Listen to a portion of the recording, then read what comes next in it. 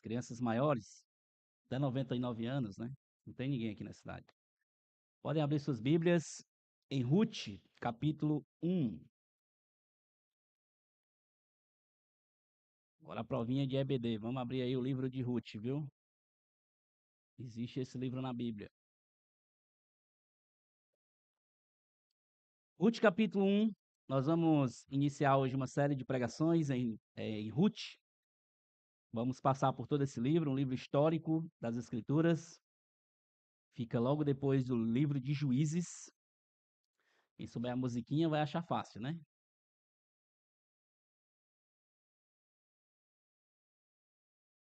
Ruth, capítulo 1. Nós pregamos ano passado, na realidade, nos últimos 2 anos, nós demos uma ênfase muito grande no Novo Testamento, né? E nesse primeiro semestre nós vamos estar enfatizando o Antigo Testamento. Vamos pregar aí essa primeira série em Ruth, logo depois nós vamos estudar Gênesis capítulo 1 ao 11. O livro de Ruth é um livro que vai nos ensinar muito sobre ação e dependência de Deus. Para ilustrar esse primeiro momento, conta-se que um jovem missionário estava passando por um momento de profunda crise e dificuldade no seu ministério, envolvendo muito sofrimento, dúvidas, medos, e ele sentia que a vida era um caos de tragédias inexplicáveis, muito parecida com a personagem que vamos ver nesse primeiro capítulo, que é Noemi. A vida dele parece que saiu cheia, quando ele saiu do seu país, cheia de esperança, cheia de empolgação, mas agora estava vazia. Conta-se que esse missionário, então, ele foi visitar ah, um tapeceiro, um tecelão, né? Um mestre tecelão que estava fazendo um tapete persa de um valor inestimável. O missionário olhou para aquele tapete por baixo e parecia que aquilo ali era um negócio feio, ele ficou meio que horrorizado, viu apenas um emaranhado de nós, fios cortados, cores que não faziam sentido nenhum, uma confusão só ali enquanto aquele tecelão ou tapeceiro fazia aqueles nós e ia criando ali algo que ele não entendia nada. E ele disse ao tecelão: a minha vida está parecendo com esse tapete. É uma bagunça sem lógica, cheia de pontas soltas, cores escuras que parecem ter sido colocadas de propósito aí. O tecelão sorriu, olhou para ele e disse: meu jovem, o problema é que você está olhando pelo lado errado. Então ele levou o missionário para outro lado do tear, né, que é o lugar ou que ele faz ali a sua tapeçaria, e lá ele viu um desenho magnífico. Cada escuro que ele viu por baixo era necessário para dar contraste às flores de ouro ou o desenho que ele estava fazendo naquele tapete. Cada nó apertado era o que segurava a estrutura em uma figura perfeita, né? Tornava um belo tapete. Por trás, muitos nós, muitas coisas feias, parecia que não fazia sentido nenhum, mas quando era colocado de frente, ficava um tapete belíssimo. Nós podemos aplicar essa ilustração perfeitamente a essa história que vamos ver hoje. Nesse começo, possivelmente, Noemi estava vendo a história apenas da perspectiva do avesso, mas ali não estava o final da história. Ao olharmos nossas vidas, certamente nós passamos ou passaremos por momentos em que o sofrimento parece insuportável, as dores muitas vezes parece que não cessam, mas esse não é o fim da história. Deus é o tapeceiro perfeito. Ele está tecendo cada nó do tapete das nossas vidas. Ele não perde nenhum fio. E é o que veremos no livro de Ruth, começando com Noemi. Onde Noemi via o fim de uma história, Deus estava apenas escrevendo o primeiro capítulo de uma linhagem real. É o que vamos ver mais na frente. Vamos ler então. Nós vamos ler apenas os versículos 1 ao 6. Nesse primeiro momento, na semana que vem nós vamos estudar a segunda parte dessa história, dos versículos 7 ao 22. Vamos ler então aqui Rute, capítulo 1, os versículos 1 ao 6. A palavra de Deus diz assim: Nos dias em que os juízes julgavam, houve fome na terra de Israel. E um homem de Belém de Judá foi morar em algum tempo na terra de Moabe, com sua mulher e seus 2 filhos. Este homem se chamava Elimeleque, e sua mulher se chamava Noemi. Os filhos se chamavam Malom e Quilom. Eram efrateus de Belém de Judá. Foram à terra de Moabe e ficaram ali. Algum tempo depois, Elimeleque, o marido de Noemi, morreu, e ela ficou sozinha com os 2 filhos. Estou da terra de Moabe com suas noras, porque ainda em Moabe ouviu que o Senhor havia se lembrado do seu povo, dando-lhes alimento. Vamos orar. Ó Deus, nós queremos pedir ao Senhor que, através da sua palavra, fale aos nossos corações, Pai. Que o Senhor possa aplicar essas verdades a nós, lembrar verdades que precisamos lembrar, trazer ensinamentos que precisamos aprender. Certamente todos nós, no meio dessa vida quebrada, passaremos por momentos de dúvidas, crises, passaremos por momentos de dificuldades, mas o Senhor é o Deus que rege a história, cuida das nossas vidas perfeitamente. Queremos pedir que o Senhor nos mostre isso na tua palavra. Em nome de Jesus. Amém. O livro de Ruth, ele se passa, como o texto começa dizendo, no período dos juízes. Por volta ali dos anos 1250 a 1000 antes de Cristo. Mas esse livro, apesar de se passar nesse período, os estudiosos, a maioria dos historiadores, relata que esse livro ele foi escrito depois desse período. Ele não estava sendo vivido e escrito ali naquele momento. Ele foi escrito por volta, mais ou menos ali, do ano 1000 a 930 a.C., ou até mesmo mais tarde, um pouco mais tarde, no período que é chamado período persa, no século 5 a.C. Não é possível saber o autor do livro porque ele não se identifica, né? Nós não temos aqui. Aqui conta a história de Ruth, mas não é Ruth que escreveu a história, até porque já tinha passado do período aqui de que ela tinha vivido. Há algumas linhas de pensamento afirmam que é Samuel que escreveu, né? O profeta Samuel já tinha passado daquele período, estava mais velho, e ele escreveu esse livro. Outra linha também afirma que pode ser um escriba mais velho, que tenha conhecido essa história e decidiu escrever.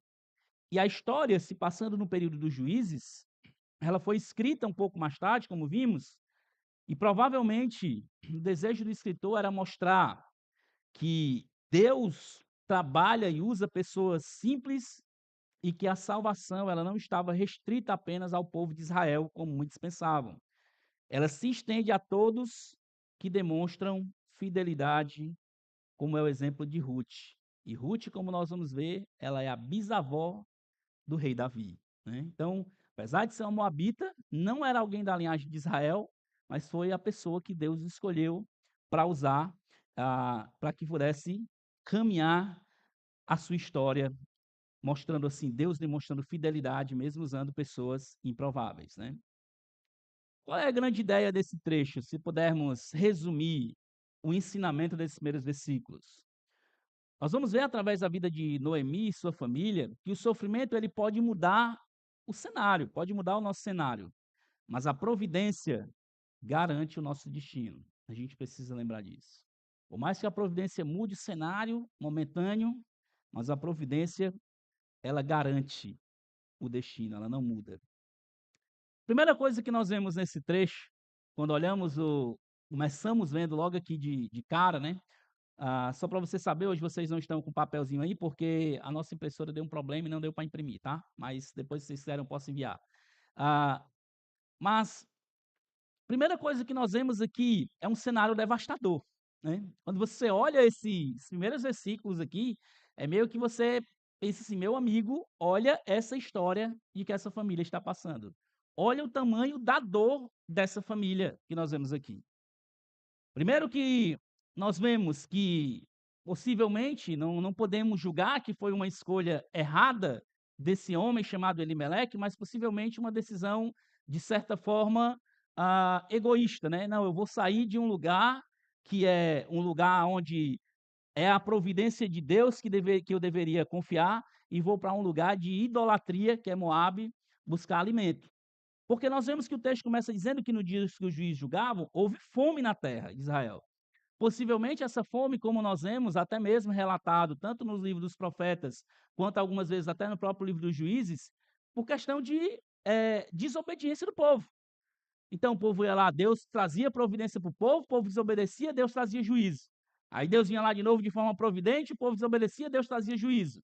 Então, no período dos juízes, se você lembrar, como o livro dos juízes começa, que cada um fazia as suas próprias escolhas. Era nesse período que estava vivendo ali a Noemi, o seu esposo.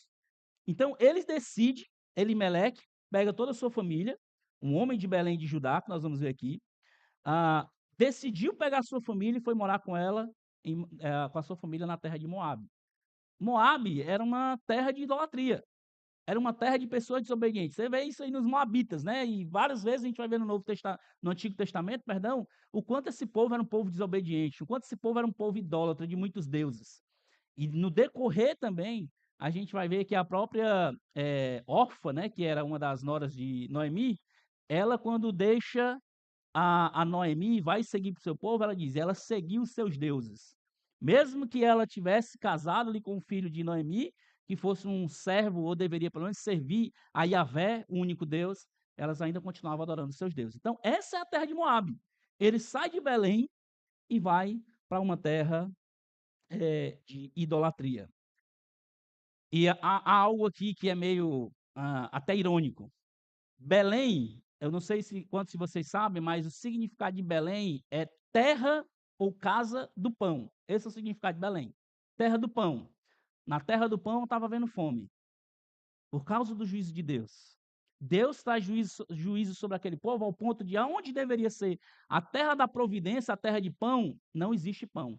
E eles vão lá e fogem da presença de Deus e vão, não, vale a pena a gente ir para qualquer lugar, qualquer ambiente, para que a gente ache comida. E ele foge com a sua família. Ver a fome na casa do pão é até uma ironia meio que trágica. E mostra que aquele povo, que deveria ser um povo de providência e confiança em Deus, agora estava sob o juízo de Deus. Que o Senhor, mesmo sendo Deus providente, colocou eles num juízo em um lugar onde deveria ser um lugar, o maior lugar de providência daquele momento. Deus, por diversas vezes, permite que os seus servos passem por momentos de provas, de provações, de uma forma ou corretiva ou didática. Algumas vezes Deus vai trazer, de fato, provações para corrigir. Né? Deus é um Deus que ele ama e ele disciplina aqueles que ele ama. Hebreus vai dizer isso. Outras vezes ele quer ensinar. É simplesmente Deus vai colocar você em situações difíceis para lhe ensinar, forma didática. Ou seja, ou ele vai desejar, no meio das provas, te ensinar ou te corrigir. Uma dessas duas coisas. Isso acontece frequentemente na palavra de Deus. A gente vê isso com os patriarcas. Desde Abraão, Isaac, Jacó, o próprio José, por mais que não fosse pecando, mas ele aprendeu. Deus colocou ele em situações difíceis para ensinar, trabalhar na vida de José. Nós vemos isso nos próprios juízes e reis de Israel. Quantos aqueles homens eram desobedientes? Deus vinha lá, como eu já falei, provia, eles desobedeciam. Deus provia, eles desobedeciam. E sempre isso. E os próprios servos de Deus no Novo Testamento. Temos isso, muitos deles desobedecendo, pecando contra Deus e muitas vezes passando por provas para corrigir ou até muitas vezes para aprender. E nós temos um capítulo, em Hebreus capítulo 11, que é chamado da Galeria dos Heróis da Fé, né? Nós chamamos isso de... Ali tem muitos servos de Deus que nós vemos eles aprendendo por meio do sofrimento, por meio das suas dificuldades. Deus coloca ali para a gente aprender com eles. Às vezes Deus permite a escassez em um lugar muito difícil para testar a fidelidade de alguém. E isso aqui é o que acontece na vida de Elimeleque. Não sei o que aconteceu ali com aquele homem, o texto não relata bem, mas a realidade é que ele, passando pela escassez, em vez de ele confiar na providência de Deus, ele decidiu fugir com sua família para um lugar de idolatria. E Elimeleque, nós vamos ver no trecho que diz: este homem, chamado Elimeleque, foi com sua esposa, que chamava Noemi, e os filhos chamavam Malom e Quilom. Eles eram efrateus de Belém de Judá e foram à terra de Moabe e ficaram ali. Eles ignoraram a vontade de Deus, do povo, de ficar na terra de que Deus tinha pedido para eles ficar e foram para outro lugar. Sabe uma coisa também que é interessante? O nome Elimeleque, se você pesquisar, Elimeleque significa e no Antigo Testamento, isso é muito importante, porque geralmente o nome carregava um significado, né. Muitas vezes a gente vai ver isso, que eles colocavam nomes nos filhos ou em algum lugar, por conta de situações mesmo a respeito de Deus ou alguma providência de Deus. E o nome Elimeleque significa: "Meu Deus é rei". E olha só que ironia mais uma vez. Aquele que tem o nome que meu Deus é rei, ele não confia no reinado de Deus e ele foge para um lugar aonde Deus não é rei, no sentido de ser adorado, que Deus é o rei de toda a terra, como nós lemos no Salmo 29. Mas nesse sentido de que aquele povo não tinha Deus como rei. Ele foge de um lugar, ele sai de um lugar, tem o nome de meu Deus é rei e vai para um lugar onde Deus é totalmente ignorado. Aqui, meus irmãos, nós aprendemos inclusive uma coisa com esse homem. Nem toda saída de emergência é uma porta aberta por Deus, né. A gente precisa aprender isso. Nem toda saída de emergência vai ser uma porta aberta pelo Senhor. Eu muitas vezes vejo pessoas que falam assim, e essa é uma coisa muito comum, de tomar decisões dizendo assim: "Eu estou em paz com Deus", né. "Ah, eu tomei a decisão porque eu estou em paz", mas essa não é uma forma nas escrituras de tomar decisão, de estar em paz. Muitas vezes você vai ter que fazer o correto mesmo sem estar em paz, mesmo estando aflito. Você vai ter que fazer o que é certo. "Meu irmão, estou com medo, eu vou ter que se eu disser não aqui", nós estamos hoje isso na EBD, né. Se eu disser não para um amigo, se eu disser não para o meu patrão, que é uma coisa fazer uma coisa errada, eu vou estar tenso, eu vou estar sem paz, mas é o que eu tenho que fazer. É fazer o correto mesmo sem estar em paz. É fazer o que é certo, mesmo que o meu coração não esteja tranquilo. Por quê? O meu alvo não é primeiramente sentir alguma coisa, o meu alvo primeiramente é obedecer a Deus. Deus não exige de nós bons sentimentos, Deus exige de nós fidelidade. E aqui nós vemos através da vida desse homem, ele saiu com a sua família, foi para um lugar aonde Deus não era adorado. A escolha de Elimeleque está envolta em uma realidade de um mundo caído. Muitos de nós tomamos decisões erradas, muitos de nós tomamos decisões por impulso. Por quê? O pecado devastou esse mundo. O pecado entrou nesse mundo. E desde a queda lá no Jardim do Éden, toda a humanidade foi afetada pelo pecado e todos nós tomamos decisões, muitas vezes, erradas ou impulsivas. E aqui nós temos uma coisa que é uma realidade para todo mundo, que esse é o segundo tópico que nós vamos ver. Nós vemos uma outra coisa nesse trecho aqui de Ruth, que é a dolorosa realidade do sofrimento. Logo depois do versículo 2, nós vemos uma degradação aqui de perdas ou de sofrimento. O primeiro, uma das maiores tristezas é a desobediência dos filhos de Elimeleque e Noemi. Por mais que nós saibamos que Deus ele é um Deus soberano e usa mesmo na providência, mas isso não isenta a responsabilidade do homem. Deus é soberano, mas o homem é responsável. Essas duas realidades estão caminhando juntas. E aqui nós vemos que a primeira coisa que acontece é que, algum tempo depois, Elimeleque, o marido de Noemi, morreu. Saiu com a família, foi para um lugar totalmente improvável, de desobediência, chega lá, eles vão para escapar, o que que acontece? O marido da mulher morre. Ela fica com seus 2 filhos. Ficou sozinha com os 2 filhos. O versículo 4, olha o que acontece. Estes casaram com mulheres moabitas. Isso era uma proibição de Deus, de não tomar mulheres de povos estranhos. A ideia de Deus era que o povo crescesse a linhagem e se espalhassem, casando, pelo menos naquele momento, com povos da própria linhagem de Israel. E eles aqui, em desobediência, casam com mulheres ali de Moabe, no versículo 4. E aí tem os nomes das duas. O nome de uma delas era Orfa e o nome da outra era Ruth. E ficaram ali quase 10 anos. Primeiro de tudo que a vida de Noemi, ela dá uma virada.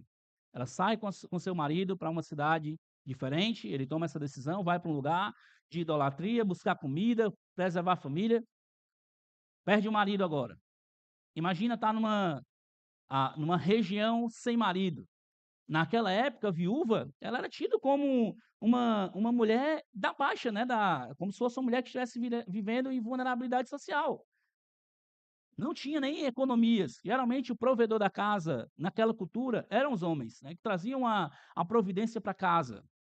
E agora essa mulher está sozinha, com os 2 filhos, e logo depois, nós vemos que acontece que ele casa, os filhos casam com aquelas mulheres, e agora vem a continuação no versículo 5. Depois morreram também Malom e Quilion, os 2 filhos de Noemi. E assim ela ficou sozinha sem os 2 filhos e sem o marido. Já não bastava estar longe de casa, longe da sua terra natal. Já não bastava perder o marido, agora ela perde os 2 filhos. Imagina o tamanho do sofrimento de Noemi. Imagina o vazio que ficou naquela mulher. O texto enfatiza a solidão ou, de fato, né, que essa mulher ficou sozinha. Essa ideia de ficar sozinha no capítulo 5 literalmente pode ter esse significado de carregar uma ideia de sobrar ou sobreviver. É tipo, irmão, foi a única que sobrou. A família toda acabou e só tem essa daqui. Ela está sozinha praticamente no mundo.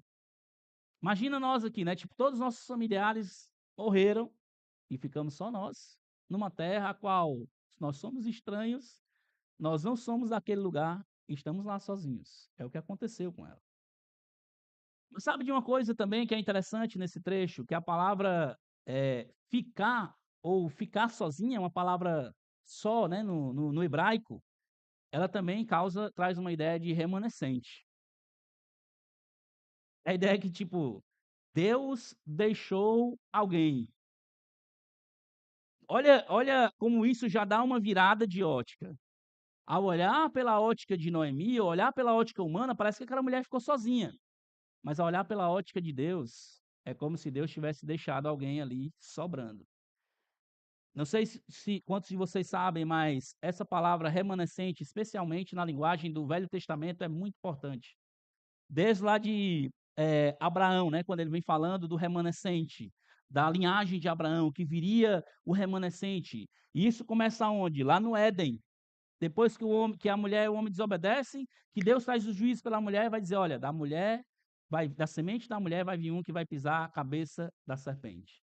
Então, desde a queda, que Deus traz o juízo, mas Deus também traz a esperança. No meio daquela desgraça da queda no Éden, lá bem no começo da criação, Deus traz esperança.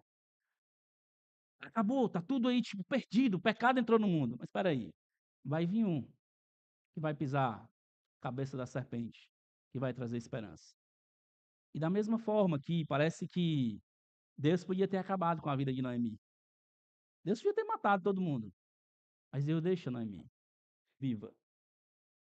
E apesar de a gente olhar na ótica e dizer assim: olha só, a mulher ficou sozinha, que tristeza.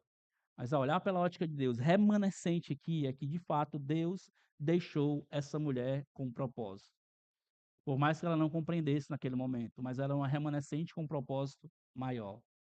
Deus não deixou ela sozinha ali por acaso. Não é só porque Deus é um Deus maldoso que gosta de olhar para o povo sofrendo, não é isso. No meio daquela situação, a remanescente ali, Deus estava trazendo algum ensinamento de que estava preservando a vida de Noemi. E é interessante que o próprio apóstolo Paulo, 2 vezes, ele usa, apontando para o Antigo Testamento, lá em Romanos capítulo 9 ao 11, que é o texto a qual ele está falando literalmente de Israel, ou da restauração de Israel, capítulos 9 ao 11, ele fala em Romanos 9, 27, que ele diz assim: mas Isaías clama a respeito de Israel. Ainda que o número dos filhos de Israel seja como a areia do mar, o remanescente é que será salvo ou preservado. Deus iria preservar um remanescente. No capítulo 11, versículo 5, ele diz a mesma coisa. Assim também nos dias de hoje sobrevive um remanescente segundo a eleição da graça. O apóstolo Paulo trazendo essa visão de que Deus estava preservando a alguém, e nós sabemos que esse remanescente, quando desemboca na pessoa de Cristo, né, culmina na pessoa de Cristo. Essa é a ideia de que Deus está possivelmente preservando a vida de Noemi para um propósito maior. Não somente porque ele não queria, ele matou, Deus permitiu que o marido morresse, o filho morresse, por que que Deus deixou só Noemi? Nós podíamos, certamente, até Noemi devia, Senhor, por que o Senhor não me leva logo? Não faz mais sentido a minha vida, né? Mas não, por mais que talvez ela não estivesse compreendendo naquele momento, mas lembra da nossa ilustração. Noemi estava vendo o tapete por trás. Deus estava traçando cada traço pela frente, vendo a história maior. A realidade do sofrimento, meus irmãos, olhando a história dessa mulher, não anula outra realidade, que é o ponto 3 que nós vemos aqui no versículo 6, que é o despertar da esperança. Nós vemos no versículo 5, depois que morreram Malom e Quilion, os 2 filhos de Noemi, e assim ficou sozinha sem os 2 filhos e seu marido. Aí o texto dá uma virada no versículo 6. Então, Noemi voltou da terra de Moabe com as suas noras, porque ainda em Moabe ouviu que o Senhor havia se lembrado do seu povo, dando-lhe alimento. Noemi, de alguma forma, ouviu dizer que da terra que ela tinha saído, Deus tinha novamente provido alimento. Lá em Belém, que tinha acabado alimento, agora tem alimento. Opa, pegou aqui Orfa e Ruth, vamos voltar lá para Belém.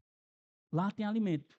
Ela ouviu que o Senhor havia se lembrado do seu povo. Ou a ideia também aqui é que Deus tinha visitado o seu povo e lhe dado pão. A palavra hebraica aqui para visitar indica uma intervenção divina benevolente. Deus não apenas olhou, rapaz, eu vou dar alimento para esse povo, eles estão passando fome, né? Não, não, não é isso. É que Deus agiu de forma direta para mudar a vida daquele povo. Deus interviu de forma trabalhando ali para que de novo aquele povo produzisse pão e tivesse alimento. E com isso, Noemi agora está regressando para a terra da qual ela saiu em outro momento. Nós vemos novamente aqui, meus irmãos, a iniciativa de Deus. Não foi o povo simplesmente. Não foi porque agora o povo se tornou bonzinho. Não. O texto diz claramente: o Senhor havia se lembrado do povo. É Deus agindo, intervindo na história mais uma vez. E é interessante que nós, muitas vezes, né, nós somos pretensiosos de achar que a providência de Deus, aquilo que temos, é por causa do nosso braço, é por causa da nossa força. E nós esquecemos de olhar que desde da criação até a conclusão de todas as coisas, quem é o autor da história e quem vai receber a proeminência da história é Deus, não somos nós. Nós somos coadjuvantes nessa história, a grande história de Deus. E o Senhor mais uma vez lembra aqui, Noemi volta para a terra dela porque Deus havia se lembrado. A providência de Deus estava agindo mesmo enquanto Noemi estava de luto. Olha isso, né? Noemi tinha saído com toda a sua família em busca de alimento. Agora tem alimento na terra, Noemi está de luto, Deus continua agindo. Noemi podia se revoltar contra Deus e dizer, rapaz, ou Deus não existe ou não cuida da minha família. Eu saí de lá com o intuito de buscar alimento, agora eu estou aqui enlutada, sem meu marido, sem meus filhos, e tem alimento lá de novo, vou voltar para lá. Deus continua agindo, mesmo no meio do luto daquela mulher. Ela toma então a decisão de voltar para aquela terra. A providência divina. Nós vamos ver que mesmo no meio da ação de Deus, soberana de Deus, ainda assim Deus também vai exigir que nós sejamos responsáveis e façamos o que é correto. Por mais que Deus providenciou, Noemi tomou a decisão de voltar. O sofrimento tinha cumprido o papel, e esse papel moeu o coração daquela mulher. Certamente moeu também a sua vida. E no meio desse sofrimento, ela decide voltar para casa. Ela decide voltar para a terra em que saiu com toda a sua família. Nós precisamos aprender, meus irmãos, que meio mesmo em meio às maiores dificuldades das nossas vidas, dessa vida que enfrentamos.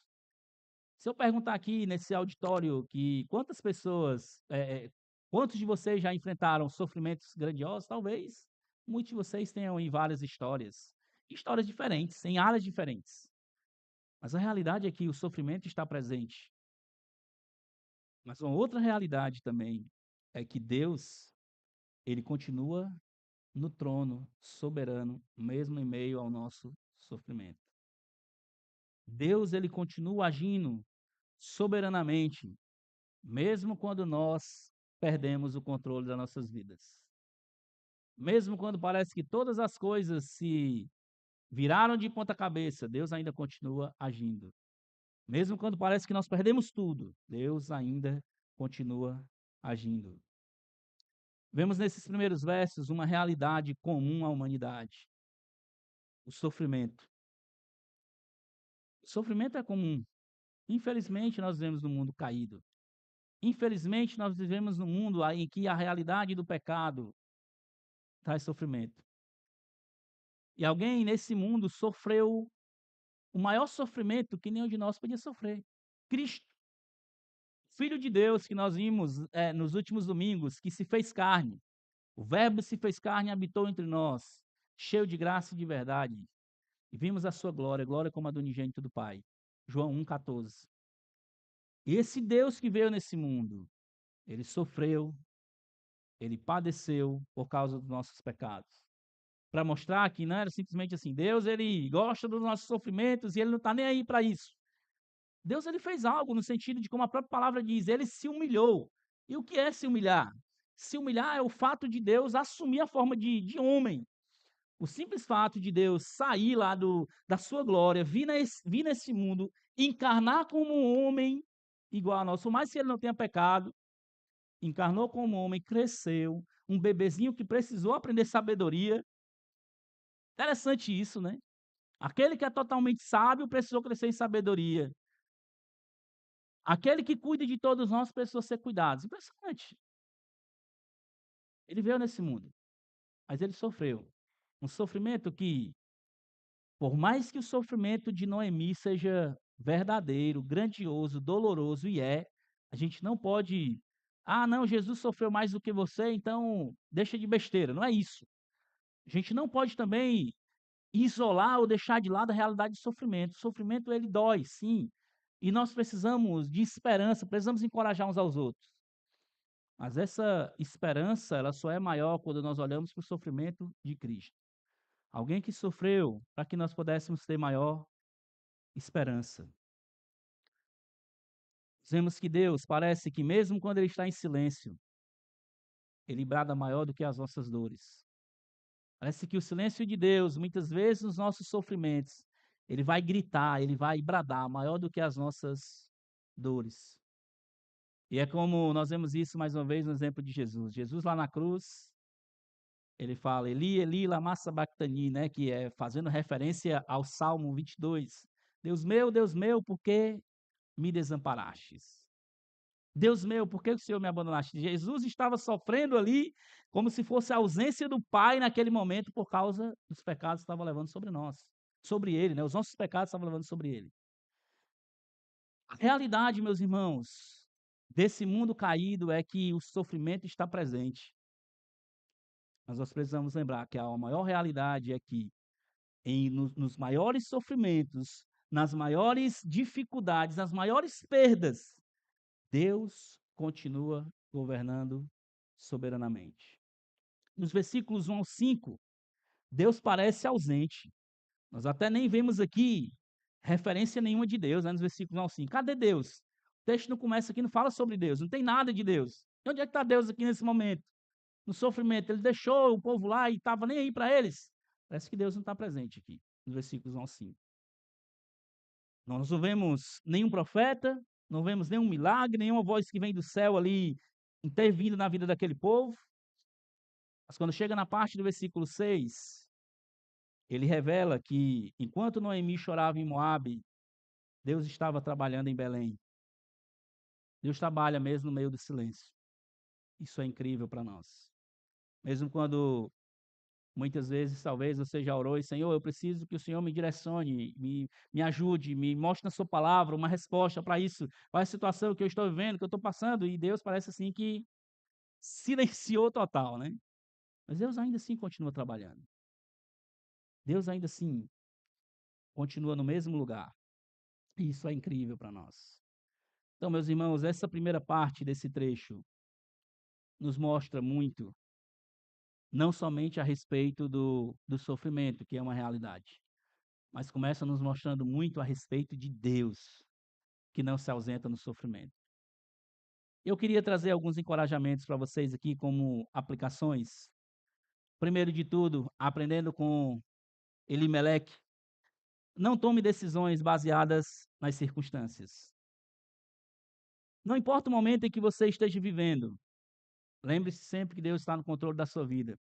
Parece que muitas vezes nós, por causa da nossa impulsividade, nós gostamos, às vezes as coisas estão tudo dando errado ali e está saindo do controle as coisas, o que é que eu faço? Decisão errada. Em vez de parar, refletir antes de fazer alguma decisão. Tomar decisão precipitada. E lembre disso. Nem sempre o fato de que você está achando que é a decisão certa tem a aprovação de Deus. Nem sempre. Mas eu acho que isso aqui, olha só, está tudo caminhando, dando certo. É de Deus, né? Não, não é. Nem sempre tudo.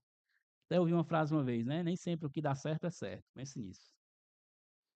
Não tome decisões precipitadas por causa das suas circunstâncias. Me lembro de um trecho de Provérbios, Provérbios 19:2, quando Salomão está encorajando seu filho, em Provérbios 19:2 ele diz: não é bom agir sem pensar, e quem se precipita acaba pecando. No meio ali parecia que, aprendendo mais uma vez com Elimeleque, né, rapaz, estamos levando a minha família para um lugar, eu vou atrás de comida apenas.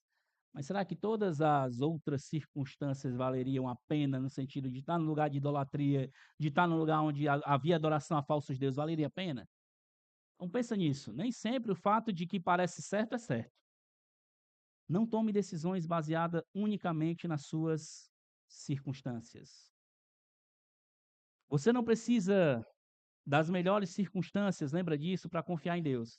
Não, se as coisas estão tudo bem é porque Deus está agindo. Se está tudo errado é porque Deus está querendo me direcionar para outro canto. Não, às vezes não é isso. Às vezes Deus está querendo te ensinar por meio do sofrimento mesmo. E se você simplesmente fugir, como é que Deus vai te ensinar? Como é que Deus vai ser didático com você? Pensa no exemplo de José. Estava no pior lugar do mundo naquele momento, no Egito, cheio de idolatria, preso, sendo escravo de Potifar. Aí o texto vai sempre dizer: e Deus estava com José. Não é só porque Deus estava com José só lá em Israel. Deus estava com José lá no Egito. E Deus estava com José. Aí José vai, a mulher de Potifar tenta seduzir José, ele corre e é preso. Lá na prisão, o que o texto diz mais uma vez? E Deus estava com José em todos os momentos. Não era só Deus, não estava com José só quando ele chegou a revelar lá o sonho de Faraó e chegou a ser governador do Egito. Não, ele estava com José até mesmo no pior lugar, na prisão. Outro exemplo, lembra de Daniel. Daniel viveu praticamente toda a sua vida na Babilônia. Ele foi para a Babilônia adolescente. Adolescente foi para lá, ficou praticamente servo daqueles reis incrédulos, passou a vida toda, passa a sua velhice, passa por quatro governos babilônicos e permanece fiel a Deus. Não é a circunstância perfeita que vai providenciar o agir de Deus na sua vida, né? E nós muitas vezes, não, eu vou fazer isso aqui, mas quando a circunstância for boa, eu vou agir dessa forma aqui, quando Deus fizer isso, né? Aquela coisa, não, eu sou prudente, pastor. Muitas vezes é incredulidade mesmo da nossa parte. Então tenha muito cuidado de não tomar decisões na sua vida baseadas nas circunstâncias. Porque a coisa está dando errado, eu vou fazer isso. Ou então, pelo outro lado, eu só vou fazer a coisa se Deus fizer isso, né? Eu fico barganhando com Deus. Assim, Senhor, me dá isso que eu ajo assim, né? Assim, eu faço isso que eu faço isso. Você tem um direcionamento maior de Deus pela sua palavra. Nós vamos ver isso um pouquinho mais daqui a pouco. Então, eu queria encorajar vocês. Aprendam no comecinho dessa história, não tome decisões baseadas nas circunstâncias. E muitas vezes, por mais que a gente veja a soberania de Deus aqui, a gente diz, Deus é soberano, eu vou tomar a decisão e Deus vai para frente, ele vai ajudar, né? Como é que frase, né? Vai dar certo, né? É a frase que a gente mais ouviu aí durante a pandemia. E nem sempre vai ser assim. Nós não podemos jogar a nossa responsabilidade sobre Deus. A segunda coisa, lembre-se que no momento do sofrimento, o sofrimento não é o ponto final. Independente do sofrimento ou momento que, se você está sofrendo, ou passou por sofrimento, ou vai passar, lembre-se que o sofrimento não é um ponto final. E se você é um salvo no Senhor Jesus, não tem coisa melhor do que essa esperança. O sofrimento para o salvo, para aqueles que confiam em Jesus, não é um ponto final. Essa vida não é um ponto final. Romanos 8:28 nos ensina que Deus usa todas as circunstâncias. Todas as coisas cooperam para o bem daqueles que amam a Deus, que são chamados segundo o seu propósito. Todas as circunstâncias Deus usa para cumprir os seus propósitos em nossas vidas. E o propósito maior, como o versículo 29 vai dizer, é que nós sejamos mais parecidos com Cristo. Então, quando você passar por sofrimento, não vou dizer se, é quando. Lembra que o sofrimento não é o ponto final de tudo isso, tá certo? Ponto final é quando estivermos com Cristo. E essa é a nossa maior esperança. Pastor, eu estou correndo risco de vida. Talvez possa trazer medo, e é normal, porque nós somos pecadores. Mas você não pode ter medo de morrer, porque a única coisa que a morte pode fazer é entregar você para Cristo. Pronto. É só uma serva de Deus. Então, o sofrimento para o salvo não é um ponto final. Por último, aqui o que linka todos esses dois outros é ouça a voz providente de Deus em meio às suas dificuldades. A palavra de Deus tem as respostas que você precisa no momento de sofrimento. O apóstolo Pedro, lá em 2 Pedro capítulo 1, versículo 3, ele diz que pelo seu divino poder, ele nos concedeu todas as coisas para a vida e para a piedade. Tudo que nós precisamos para viver uma vida de piedade, o Senhor providenciou, o Senhor nos deu. Então você pode ir, nos momentos que você estiver lutando com dúvidas, com dificuldades, com medo, vá para a palavra do Senhor. Muitas vezes, talvez se você não conhece, você pode ter um irmão que te ajuda nesse processo, nesse momento de sofrimento. Precisa ser só eu como pastor. Temos irmãos, nós somos salvos, nós somos uma família, nós temos o mesmo Espírito, o Espírito Santo, que nos guia, nos ensina, é o nosso professor, por meio da sua palavra. Outra coisa também que é muito difícil no momento de sofrimento é você olhar para as coisas que Deus já providenciou. Deus está cuidando de você. Escolha olhar para a providência, ao invés de focar na escassez. No momento de sofrimento, geralmente a gente foca não naquilo que Deus provê, mas naquilo que está faltando. A gente foca tanto, rapaz, eu queria isso, Deus deveria fazer isso, Deus tinha que fazer assim. E aí eu foco nisso, ao invés de dizer, Deus já fez isso. Deus já tem cuidado de mim dessa forma. Deus já tem me direcionado nessa direção. Deus, a sua palavra diz isso. E eu preciso focar nisso, ao invés de focar no que eu não tenho ainda. E aí, por isso que no meio do sofrimento, é um dos maiores terrenos para que nós venhamos ter um coração ingrato. Venhamos ter um coração descontente.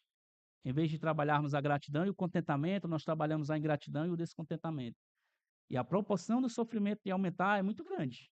Porque você acaba, em vez de olhar para Deus, você olha para as circunstâncias. E lembre-se também, a maior providência que você poderia ter já foi concedida em Cristo.